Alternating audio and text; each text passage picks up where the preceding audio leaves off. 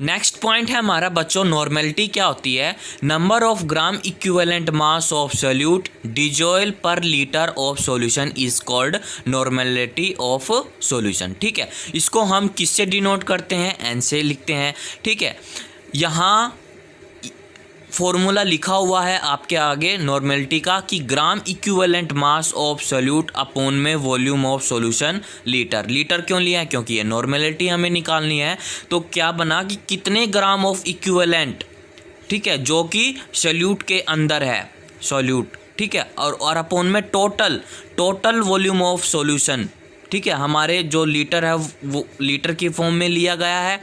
ठीक है, एक्चुअली क्या है ये कि जो हमारा ग्राम इक्विवेलेंट मास है ना, अगर ये हमें न्यूमेरिकल के अंदर गिवन दे रखा होगा तो ये फॉर्मूला लगेगा। अगर हमें ये गिवन नहीं है तो कौन सा फॉर्मूला लगेगा कि gram equivalent mass of solute को हम जब कैलकुलेट करेंगे तो क्या होगा कि गिवन मास ऑफ सोल्यूट, इसको हम W से रिप्रेजेंट करेंगे अपॉन में इक्विवेलेंट मास। ठीक है, जो हमारा गिवन दे रखा होगा मास ऑफ सोल्यूट उसको हम ऊपर लिखेंगे, अपॉन में इक्विवेलेंट मास उसको लिखेंगे। ठीक है, अब आ गया कि इक्विवेलेंट मास क्या होता है बच्चों। इक्विवेलेंट मास ना 3 टाइप्स के होते हैं। एक तो उसको एसिड्स के फॉर्म में लिखते हैं, बेस के फॉर्म में लिखते हैं और सॉल्ट के फॉर्म में लिखते हैं। यहाँ मैंने एसिड के फॉर्म में लिखा है पहले कि molar mass of acid upon में बेसिसिटी। ठीक है, जो न्यूमेरिकल के अंदर हमारा जो एसिड है उसका जो मोलर मास है उसको हम यहाँ लिखेंगे अपॉन में बेसिसिटी। बेसिसिटी क्या होती है कि number of replaceable H positive ions from one molecule of acid. ठीक है, फॉर एग्जांपल ले लेते हैं जैसे HCl। जब HCl आयंस के प्रेजेंस में जब टूटता है तो क्या होता है, H पॉजिटिव प्लस में Cl नेगेटिव आ जाता है। ठीक है, तो यहाँ number of H positive ions कितने हैं? 1। तो हमारी क्या निकल जाएगी, बेसिसिटी क्या हो जाएगी हमारी, 1 हो जाएगी। फॉर एग्जाम्पल एक और ले लिया मैंने HNO3। जब ये आयंस की फॉर्म में टूटेंगे तो कैसे बनेंगे, H पॉजिटिव प्लस में NO3 नेगेटिव आ जाएगा। तो number of H positive ions कितने हैं हमारे, 1। तो basicity is equal to 1।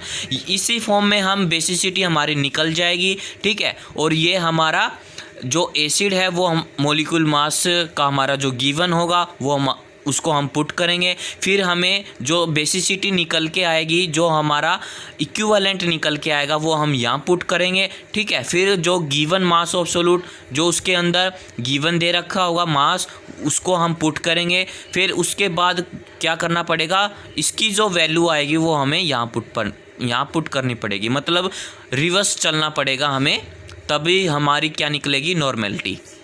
Okay, यहाँ मैंने एक एग्जांपल लिख रखा है कि what is equivalent weight of H2SO4।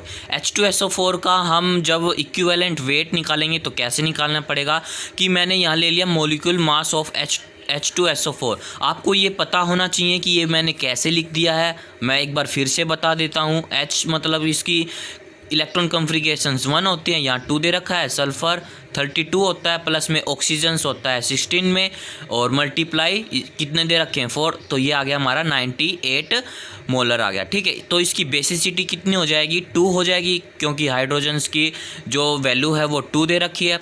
तो हमारा क्या निकल जाएगा इक्विवेलेंट्स कि मोलर मास ऑफ H2SO4, हमारा जो मास निकला है वो कितना है हमारा 98 है, और हमारी बेसिसिटी कितनी आई है हमारी 2 आई है। तो हम ये इसको काट देंगे तो ये कितना आ जाएगा 49 आ जाएगा। ओके, इसको हम ऐसे निकालेंगे किसी का भी इक्विवेलेंट वेट। नेक्स्ट है हमारा बेस। ठीक है, जो भी हमारा न्यूमेरिकल दे रखा होगा उसमें क्या पूछ रखा होगा, बेस। और उससे पहले जो हमने किया था वो क्या किया था, एसिड के फॉर्म में किया था। अब क्या पूछेगा, यहाँ थोड़ा सा चेंज है, मॉलिक्यूल मास ऑफ बेस वहाँ था एसिड और यहाँ अपॉन में वहाँ था बेस, और यहाँ क्या है एसिडिटी। अब एसिडिटी क्या होता है कि number of replaceable OH negative ions from one molecule of base. ठीक है, फॉर एग्जांपल के थ्रू समझेंगे हम। NaOH ले लिया, जब इसके OH आयंस की तरह टूटेंगे तो क्या होगा, Na पॉजिटिव प्लस में OH नेगेटिव। ठीक है, तो number of OH negative ions कितने आए हैं हमारे, 1 आए हैं, तो हमारी एसिडिटी कितनी हो जाएगी, 1 हो जाएगी। दूसरा एग्जांपल और देख लेते हैं, CaOH2।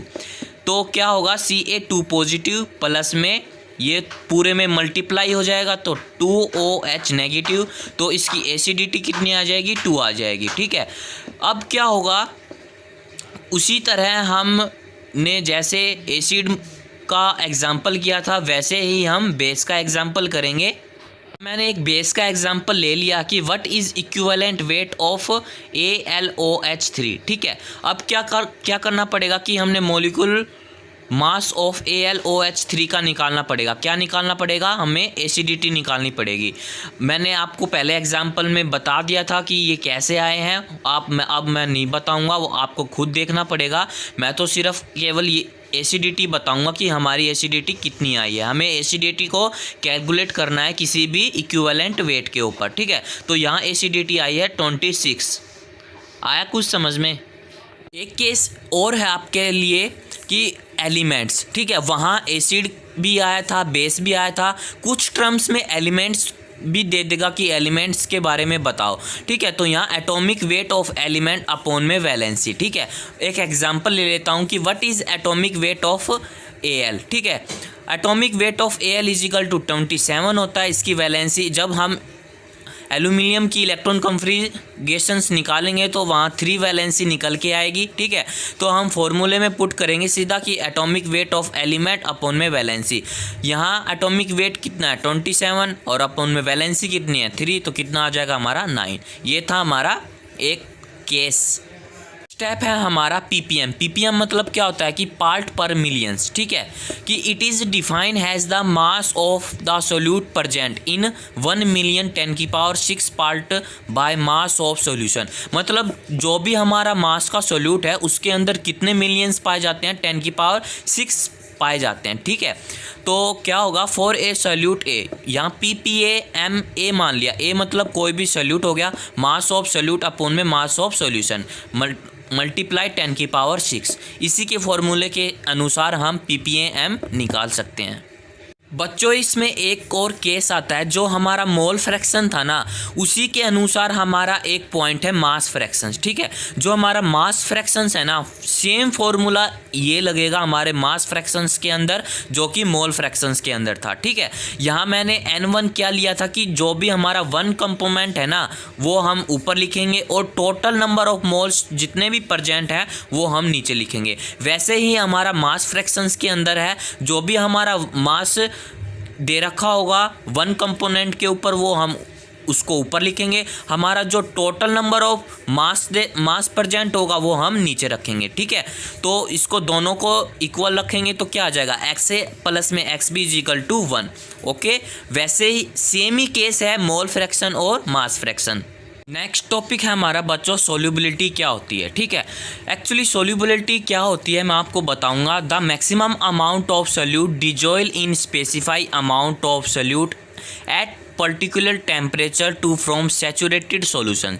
क्या होता है, saturated solution is called solubility of that solution. मतलब एक्चुअली ये क्या होता है कि हमारे दो हैं, एक तो सोल्यूट है और एक सॉल्वेंट है। ठीक है, वो आपस में किस तरह सॉल्यूशंस बनाते हैं। ठीक है, किसी भी आपस में कोई भी रोल प्ले करता है, कैसे करते हैं कि मान लीजिए आप कोई भी एक पानी के गिलास में वाटर के अंदर आप जब सॉल्यूट को डिजोल्व करते हैं। ठीक है, जब हम वाटर को सॉल्यूट के अंदर डिजोल्व करते हैं तो एक टाइम ऐसा आएगा कि जो सॉल्यूट है ना वो सॉल्वेंट के अंदर डिजोल्व होना बंद हो जाएगा। ठीक है, जब वो बंद होगा तो क्यों होगा, क्योंकि वो सैचुरेटेड की फॉर्म में आ जाएगा उस टाइम।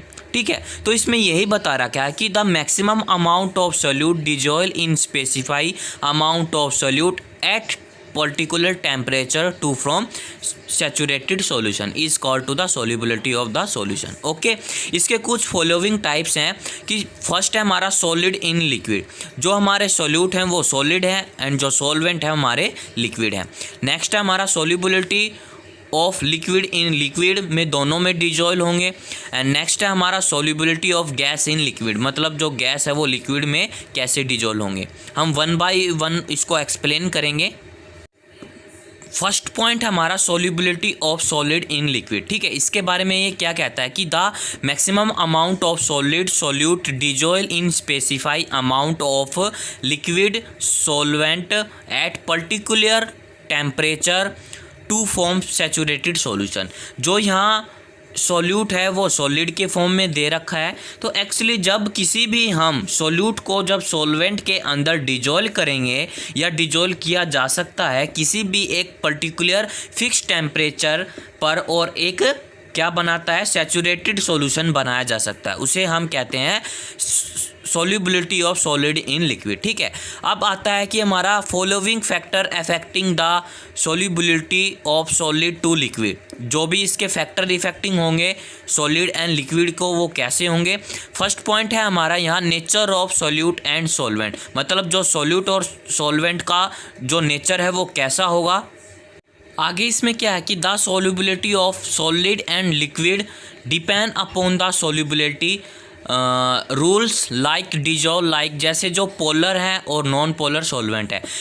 ये जो है पोलर और नॉन पोलर ये 11th क्लास में आ चुके हैं। मैं एक बार फिर बताता हूँ कि पोलर क्या होते हैं। जो polar substance dissolved in polar solvent. ठीक है, non polar substance is not dissolved in a non polar solvent. ठीक है, इसमें क्या है एक एग्जांपल ले लेते हैं। NaCl dissolved in water easily and do not dissolve in benzene because the nature of water and NaCl are polar and nature of benzene is a not non polar. इसमें क्या है कि जो हमारा Na सॉल्यूशन है ना NaCl जो solution है वो वाटर के अंदर इजीली डिजोल्व हो जाता है। ठीक है, और जो हमारा बेंजीन है वो वाटर के साथ इजीली मतलब डिजोल्व नहीं होता। जो हमारा NaCl है ये हमारा पोलर है और जो हमारा बेंजीन है ये हमारा नॉन पोलर है। तो ये जो इनका जो नेचर है ना वो कैसा होगा। जो बेंजीन का नेचर तो होगा हमारा नॉन पोलर सॉल्वेंट और जो हमारा NaCl का जो नेचर होगा वो हमारा पोलर सॉल्वेंट होगा। ठीक है, इसमें बस इतना ही बता रखा है। नेक्स्ट है हमारा डिसोल्यूशंस क्या होते हैं। Then a solid solute is added to the solvent, some solute dissolve and its concentration increase in the solution, this process is known as dissolution. मतलब जो सॉलिड सोल्यूट होते हैं उसके अंदर सॉल्वेंट का सॉल्यूशन ऐड किया जाता है। जब वो ऐड डिजोल्व उसके अंदर ऐड करता है तो उसका कंसंट्रेशंस इंक्रीज हो जाता है, उसको हम कहेंगे डिसोल्यूशन। ठीक है, आगे है some solute particular collide with solid solute particles and get separate out of the solution, this process is now to the crystallization. जो हमारे सोल्यूट पार्टिकल्स हैं जब वो सॉलिड सोल्यूट पार्टिकल्स के अंदर डिजोल्व होंगे तो उसको हम कहेंगे कोलाइड्स। ठीक है, और gate separate out the solution, this process, और इस प्रोसेस को जब ये सॉल्यूशन होगा उस प्रोसेस को हम कहलाएंगे क्रिस्टलाइजेशन प्रोसेस। इसको करने के लिए ना हमें लैब की ज़रूरत पड़ेगी। नेक्स्ट पॉइंट है हमारा effect of temperature on solubility of solid in liquid. उससे पहले हमने नेचर के बारे में पढ़ा था सॉलिड इन लिक्विड का, और अब हम पढ़ेंगे टेम्परेचर के बारे में। Solubility of ionic compound in water, that effect of temperature on the basis of this compound are classified into following categories। ये कौन सी कैटेगरीज में आई हैं। the solubility of some substance increase with increase of temperature। जैसे जैसे हम temperature को increase करेंगे किसी भी सॉल्वेंट के अंदर जो सोल्यूट की जो सोल्युबिलिटी होगी वो इंक्रीज होगी। क्यों होगी? कैनेटिक एनर्जी भी इंक्रीज होगी। ठीक है, this is because dissolution process is endothermic. इस प्रोसेस को हम क्या बोलेंगे? एंडोथर्मिक बोलेंगे। ठीक है, इसको फॉर्मूला क्या बनेगा कि solute plus solvent plus heat, तो क्या बनेगा हमारा सॉल्वेंट। ठीक है, these substance are has follow के NaCl में फॉलो करेगा, KCl में फॉलो करेगा, KNO3 में फॉलो करेगा। ठीक है, पॉइंट है हमारा दो substance solubility decrease with increase of temperature. मतलब कोई भी सोल्यूबिलिटी है, अगर वो हम डिक्रीज़ करेंगे टेम्परेचर के बेस पे तो टेम्परेचर इंक्रीज होगा। ठीक है, these substance are sodium sulphate, monohydrate, lithium nitrate and ETC के द्वारा होता है। ठीक है, तो क्या होगा, वाटर डिक्रीज विद टेम्परेचर क्या होगा, इंक्रीज होगा। ठीक है, इस प्रोसेस को क्या कहेंगे, एक्सोथर्मिक। मतलब जो हमारा एंडो प्रोसेस था वो बिल्कुल अपोजिट है इसके। ठीक है, इसमें solute plus solvent is equal to क्या बनाता है, सॉल्यूशन प्लस में हीट। ठीक है, आगे आता है हमारा इफेक्ट ऑफ प्रेशर। मतलब प्रेशर पर सॉलिड पे या लिक्विड पे क्या इफेक्ट पड़ता है, देखते हैं। There is a no effect of pressure on the solubility of solid in liquid. ठीक है, because both are the incompressible. देखो, जब कोई भी लिक्विड की प्रॉपर्टी होती है, अगर उसका प्रेशर अप्लाई करेंगे किसी लिक्विड के अंदर तो क्या होगा, कुछ नहीं होगा, उसके ऊपर कोई भी इफेक्ट नहीं पड़ेगा प्रेशर का। ठीक है, तो यानी कोई भी सोल्यूट हो या सॉल्वेंट हो, ठीक है, उनके ऊपर कोई भी प्रेशर का इफेक्ट नहीं पड़ता। नेक्स्ट पॉइंट है हमारा बच्चों, solubility of gas in liquid. ठीक है, इसमें क्या होगा कि जब कोई गैस है वो लिक्विड की फॉर्म में आएगा तो उसकी सोल्यूबिलिटी में क्या होगा, कुछ नहीं होगा। देखो, the maximum amount of gas, ठीक है, जो गैस है वो सोल्यूट की फॉर्म में ली गई है। ठीक है, dissolve in specify amount of liquid solvent, जो हमारा लिक्विड है वो सॉल्वेंट की फॉर्म में है। देखो, जब क्या होगा, जब गैस लिक्विड में डिजोल्व होगा कोई भी एक पर्टिकुलर टेम्परेचर के बेस पर, तो वो क्या करेगा, एक सैचुरेटेड सॉल्यूशन बनाएगा। ठीक है, इट इज़ कॉल्ड क्या है, solubility of gas in liquid. Okay, next है हमारा following factor affecting the solubility of gas in liquid. जो इसके फैक्टर इफेक्टिंग पर क्या इसकी सोल्यूबिलिटी होगी गैस इन लिक्विड पर। फर्स्ट पॉइंट हमारा nature of gas and solvent, इसका नेचर कैसा होगा। ठीक है, गैस चाहे वो सोल्यूट हो चाहे वो सॉल्वेंट, सोल्यूट की फॉर्म में है, जो सॉल्वेंट है वो हमारा क्या है, उसका नेचर देखना पड़ेगा। नेक्स्ट है हमारा टेम्परेचर, जो कि सोल्यूट भी और सॉल्वेंट भी है। नेक्स्ट है हमारा प्रेशर। ठीक है, इसके हमें अफेक्टिंग फैक्टर देखने हैं, क्या होंगे है हमारा nature of gas and solvent. ठीक है, जो गैसेस होती हैं वो H2, हाइड्रोजन, ऑक्सीजन, नाइट्रोजन, मतलब काफ़ी सारी गैसेस हो सकती हैं। Are soluble in water in small extent, मतलब कितनी हद तक ये वाटर के अंदर स्मॉल हो सकती हैं, मतलब सोल्यूबल हो सकती हैं वाटर के अंदर। And gases like ammonia, NH3, ठीक है, CO2, HCl, ETC are soluble in large amount. जो ये हमारी गैसेस हैं वो लार्ज अमाउंट के अंदर वाटर के अंदर सोल्यूबल हो सकती हैं। ठीक है, there solubility ends upon the reactions of gas with the solvent. जो इनकी सोल्यूबिलिटी के ऊपर डिपेंड करेगी कि जितनी भी जो गैसेस हैं वो सॉल्वेंट के अंदर कितनी हद तक ये मिक्स हो सकती हैं।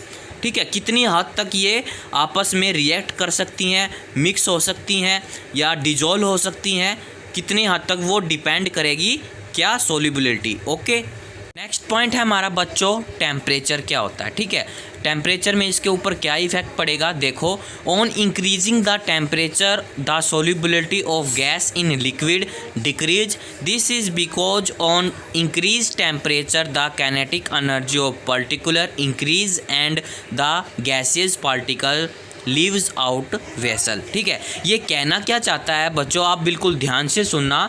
देखो, अगर आप गैस को लिक्विड के अंदर डिजोल्व कर सकते हैं या डिजोल्व कर रहे हैं तो जब उनका टेम्परेचर राइज़ करते हैं तो उसकी जो सोल्यूबिलिटी है ना गैस की लिक्विड के अंदर कम हो जाएगी।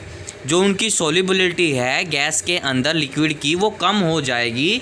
ठीक है, जो सोल्यूबिलिटी है गैस के अंदर वो कम हो जाएगी, यानी जो गैस के सॉल्वेंट के कारण वो नहीं घुल पाएंगे। ठीक है, आगे क्या है कि this is because on increase temperature the kinetic energy of particle. ठीक है, अगर हम टेम्परेचर को राइज करते हैं जो हमारे पार्टिकल हैं, काइनेटिक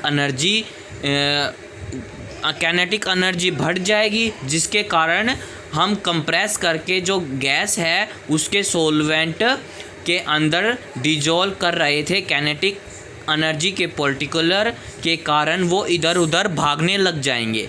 ठीक है, फिर क्या होगा, वो अपने वेसल के कारण वो बाहर निकलने की कोशिश करेंगे या बाहर निकल सकते हैं। ठीक है, वो था हमारा gases particle leaves out the vessel. Vessel के कारण वो अपने जो गैसेस पार्टिकल थे वो इधर उधर करके वेसल्स के कारण वो बाहर निकलने की कोशिश करेंगे या निकल सकते हैं। नेक्स्ट पॉइंट है हमारा प्रेशर। ये क्या कहता है कि increase the pressure the solubility of gas in liquid also increase. ठीक है, मैं एक एग्जांपल के थ्रू आपको समझाता हूँ। मैंने कोई एक क्या ले लिया, बॉक्स ले लिया, और यहाँ चाहें आप कुछ भी यूज़ कर सकते हैं, कंटेनर यूज़ कर लिया। ठीक है, उसके अंदर हमारे क्या हैं, ये लिक्विड्स मतलब H2O, और उसके ऊपर जो है ना वो है हमारे गैस के पार्टिकल। ओके, ये हमारे गैस के पार्टिकल हैं। अब क्या होगा, हम जब इसके ऊपर बहुत सारा प्रेशर लगाएंगे, ठीक है, गैस के मॉलिक्यूल के ऊपर हम बहुत सारा प्रेशर लगाएंगे तो क्या होगा, जो हमारा गैस है ना वो गैस की सोल्यूबिलिटी क्या करेगी, लिक्विड के द्वारा वो बढ़ जाएगी। जब हम प्रेशर लगाएंगे तो गैस की सोल्यूबिलिटी इस लिक्विड के अंदर बढ़ जाएगी। ठीक है, इस लिक्विड के अंदर बहुत सारे क्या बढ़ जाएंगे, गैस की सोल्यूबिलिटी। ठीक है, इसको हम कहते हैं pressure. It is explain by the Henry law. इसको हम हेनरी लॉ से भी एक्सप्लेन कर सकते हैं। नेक्स्ट पॉइंट हमारा कि हेनरी लॉ क्या होता है। It is the state the amount of gas dissolve in given volume of liquid directly to the pressure of gas present in equilibrium with the liquid.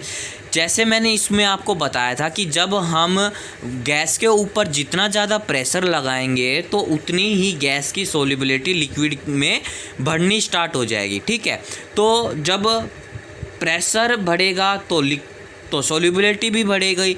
जब हम प्रेशर को बढ़ाएंगे तो हमारी सोल्यूबिलिटी भी क्या होगी, बढ़ेगी। हम इस तरह भी लिख सकते हैं इसको कि mass of gas directly pressure of gas.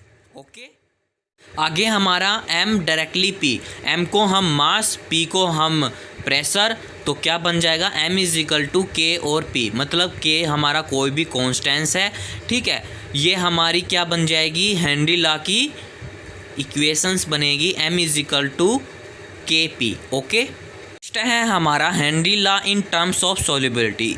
कि इस हेनरी लॉ की जो टर्म्स है उसके अंदर क्या सोल्यूबिलिटी होगी। वैसे ही मैंने आपको पहले बताया था कि जो हम गैस के ऊपर जितना ज़्यादा प्रेशर बढ़ाएंगे वो लिक्विड के पार्टिकुलर को बढ़ाएगा। ठीक है, जैसे जैसे हम गैस के ऊपर प्रेशर बढ़ाएंगे वैसे वैसे क्या होगा, लिक्विड की जो क्वांटिटी है वो इंक्रीज़ होती चली जाएगी। ठीक है, नेक्स्ट है हमारा Henry law in the terms of mole fraction. कि जो हमारा हेनरी लॉ है उसको हम मोल फ्रैक्शंस के द्वारा कैसे डिनोट कर सकते हैं। तो हमारा जितना ज़्यादा हमारा प्रेशर होगा तो उसको हम डायरेक्टली किससे अपोज करेंगे, x से। x जो हमारा यहाँ मोल फ्रैक्शन है, तो x इज इक्वल टू हमारा k कोई भी कांस्टेंट और p हमारा प्रेशर। तो अगर हम p को x की तरफ लेके जाएंगे तो क्या होगा, तो p इज इक्वल टू ये हो जाएगा 1/k डॉट x। ठीक है, तो अगर हमारा 1/k है तो इज इक्वल टू क्या होगा, k हमारा कांस्टेंट और h होगा हमारा हेनरी कांस्टेंट। ठीक है, तो हमारा क्या फार्मूला बनेगा, तो P इज इक्वल टू के एच डॉट में x। ये फार्मूला आप याद करना, ये फार्मूला न्यूमेरिकल में बहुत यूज़ आता है इसका। ठीक है, तो P इज इक्वल टू के एच अपोन में x, ये वाला फार्मूला आप याद रखना, ये यूज़ होगा आगे न्यूमेरिकल के अंदर। नेक्स्ट है हमारा बच्चों लिमिटेशन ऑफ हेनरी लॉ। हम करेंगे इसकी लिमिटेशंस क्या होती हैं। फर्स्ट है हमारी Henry law is applicable eight moderate temperature and pressure. Henry law तभी एप्लीकेबल होगा जब टेम्परेचर और प्रेशर क्या होंगे, जब मॉडरेट करेंगे हेनरी लॉ को। ठीक है, नेक्स्ट है हमारा only the less soluble gas ओबे हेनरी लॉ। जो कम गैसेस वाली फॉर्म है, सोल्यूबल है, वो ही हेनरी लॉ को ओबे करेंगी। नेक्स्ट है हमारा the gas reacting with the solvent do not obey Henry law. जो पहले से ही गैस रिएक्ट करती हैं किसी भी रिएक्शंस में वो हेनरी लॉ को ओबे नहीं करेंगी। फॉर एग्जांपल जैसे अमोनिया रिएक्ट विद वाटर हंस does not obey this law. NH3 को जब हम अमोनिया को जब हम वाटर के साथ रिएक्ट करेंगे तो हमारा ये वाला प्रोडक्ट बन के आएगा। और नेक्स्ट है हमारा फोर्थ, गैसेज ओबिंग हर्नी लॉ शुड एसोसिएटिव और dissociative while dissolving in the solution. जो भी हमारा गैस है हेनरी लॉ को जब ओबे करेंगे, चाहे वो एसोसिएट की फॉर्म में हो चाहे वो डिसोसिएट की फॉर्म में हो, जो भी हमारे सॉल्वेंट हैं वो भी डिजोलिंग होने के कारण हमारे हेनरी लॉ को ओबे करेंगी। ठीक है, हमारी applications of Henry law in this the production of the carbonate. देखो, जो भी हमारी सॉफ्ट ड्रिंक है या बियर है उसमें क्या होती है, उसमें कार्बन डाई जो गैस होती है CO2 उसमें मिलाई जाती हैं। किसके थ्रू? हेनरी लॉ के through. To increase the solubility of CO2 in soft drink beer has soda water and ETC। ठीक है, जो भी हमारी सॉफ्ट ड्रिंक होती हैं, बियर्स होती हैं, सोडा वाटर होती हैं, उसके अंदर क्या होती हैं, CO2 जो गैस होती है वो उसके अंदर भरी जाती है हेनरी लॉ के थ्रू। ठीक है, द बोतल are sealed under high pressure then the बोतल is open to air the partial pressure of CO2 above the solution decrease has a result solubility decrease and hence CO2 bubbles etc। जब हम कोई भी soft drink हो या water हो या beer को जब हम ओपन करते हैं, उसको ढक्कन को हटाते हैं तो उसमें से CO2 गैस बाहर आने लग जाती है, मतलब बबल्स बाहर आने लग जाते हैं पार्शियल प्रेशर के द्वारा। ठीक है, जब भी वो CO2 बबल्स बाहर आते जाएंगे तो उसकी जो सोल्यूबिलिटी है CO2 की वो कम होती चली जाएगी। ठीक है, इसमें केवल यही बता रखा है।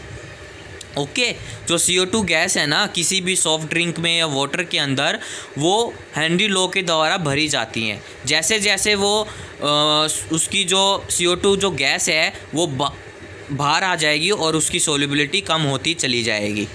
टाइप है हमारा in the function of lungs. ठीक है, ये क्या कहता है कि then air enter the lungs particular pressure of oxygen is high.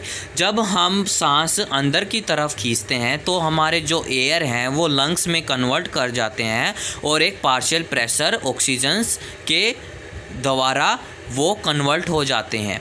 ठीक है, this oxygen combine with haemoglobin to form the oxy haemoglobin.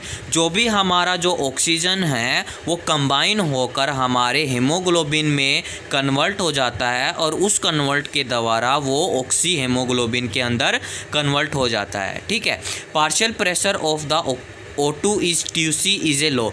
जो हमारा ऑक्सीजन का जो नेचर है वो पार्शियल प्रेशर है, जो हमारा जो ऑक्सीजन है वो ट्यूसीज में आके वो हमारी O2 को लो कर देता है। ठीक है, हंस O2 is release from oxy haemoglobin. जब हमारा O2 रिलीज होता है किसी ऑक्सी हेमोग्लोबिन के अंदर तो utilise for function of the cells, वो यूटिलाइज कर देता है फंक्शंस के अंदर, हमारी बॉडी के अंदर वो सेल्स में कन्वर्ट हो जाता है। हमारा 4 climbers of people living at high altitudes. मतलब जो भी हमारे जो लोग हैं वो पहाड़ी के ऊपर रहते हैं तो वहाँ क्या होता है, जो प्रेशर होता है ना ऑक्सीजन का वो कम होता है। देखो, at high altitudes the particle pressure of oxygen is less than at the ground level. As a result there is a low concentration of oxygen in a blood and tissues of the people living at a high altitudes। ठीक है, a disease are called to the anoxia. ये क्या कहता है कि जो हमारे पहाड़ी पे जो लोग रहते हैं ना वहाँ प्रेशर बहुत कम पहुँचता है। ठीक है, वहाँ जो ग्राउंड लेवल जो होता है उनका, वहाँ आने तक उनको बहुत ज़्यादा प्रेशर लगाना पड़ता है सांस लेने के लिए, और जो उनका ब्लड है और उनकी जो टिश्यूज़ हैं वो भी कमज़ोर हो जाती हैं। ठीक है, उनकी सोचने की समझने की जो क्षमता है वो कम हो जाती है। ठीक है, तो इसका कोई इलाज नहीं है, उनका तो केवल एक ही इलाज है कि वो ऑक्सीजन की जगह पे रहें, जैसे वो बहुत अच्छे से सांस ले सके। ठीक है, और उनकी सोचने की क्षमता बहुत कम हो जाती है। ठीक है, वो कुछ भी उल्ट सुल्ट सोचने लग जाते हैं। जब हमारे किसी ब्लड के अंदर या ऑक्सीजन नहीं पहुंच सकेगा, हम अच्छे से सांस नहीं ले पाएंगे तो कोई भी इंसान मतलब वीकली फील करेगा अपने आप को, मतलब एक अजनबी की तरह फील करेगा कि उसके अंदर कोई भी ऑक्सीजन की जो गैस है वो नहीं पहुंच पाती है, उनके ब्लड के अंदर, उनके टिश्यूज़ के अंदर कोई भी नहीं पहुंच सकती है। ये डिसीज़ कॉल्ड एनोक्सिया, उनको हम एक नाम दिया जाता है कि वो एक अनोक्सिया है। ये इम्पोर्टेंट क्वेश्चन है, इससे 1-2 मार्क्स का क्वेश्चन बन जाता है एग्ज़ाम के अंदर। ओके।